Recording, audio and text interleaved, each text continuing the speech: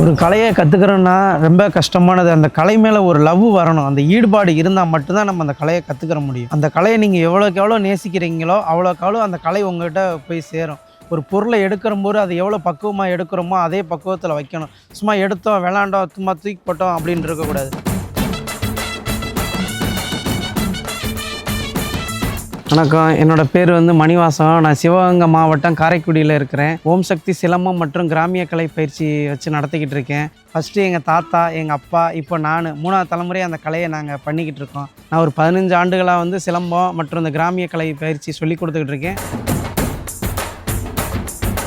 நம்மகிட்ட சிலம்பம், வாள், வேலு, மரக்காலாட்டம், பொய்க்கால் குதிரை, ஒயிலாட்டம், தப்பாட்டம், கரகாட்டம், இந்த மாதிரி பல இது பண்ணிக்கிட்டு இருக்கோம். சில இடத்துல பார்த்தீங்கன்னா இந்த மாதிரி இது அழிஞ்சு வந்துக்கிட்டு இருக்கு. ஒரு சில இடத்துல ஆடுறதுக்கு ஒத்துழைக்கிறாங்க. சில பேருக்கு இது என்னன்றது தெரிய மாட்டேங்குது. புரிய வைக்கிறது கொஞ்சம் கஷ்டமாக இருக்குது.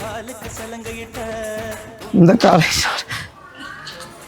கலையினால என் குடும்பத்தை நான் இழந்திருக்கிறேன். என்னை விட்டுட்டு முன்னாடி போயிட்டு இப்போ நான் இந்த கலைக்காண்டி நான் வாழ்ந்துக்கிட்டு இருக்கேன். எனக்கு பிள்ளைகள் பார்த்தா இவங்க எல்லாத்தான். தண்ணியில மீன் அழுதா கரைக்கு ஒரு தகவலும் வருவதில்லை. எனக்குள்ள நான் அழுதா துடைக்கவே எனக்கு ஒரு நாதி இல்லை.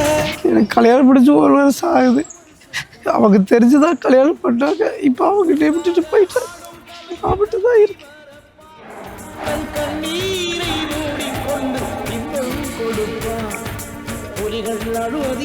நான் என்னோட கஷ்டத்தை இருந்தாலும் அந்த இடத்துல போய் அவங்க கஷ்டத்தோடு வந்தவங்கள நான் சிரிக்க வச்சு அனுப்புகிறேன். அது எனக்கு ரொம்ப சந்தோஷமாக இருக்குது. எத்தனையோ பேரை நான் சிரிக்க வச்சு அனுப்பிச்சிக்கிட்டு இருக்கேன். அது எனக்கு ரொம்ப சந்தோஷமாக இருக்குது.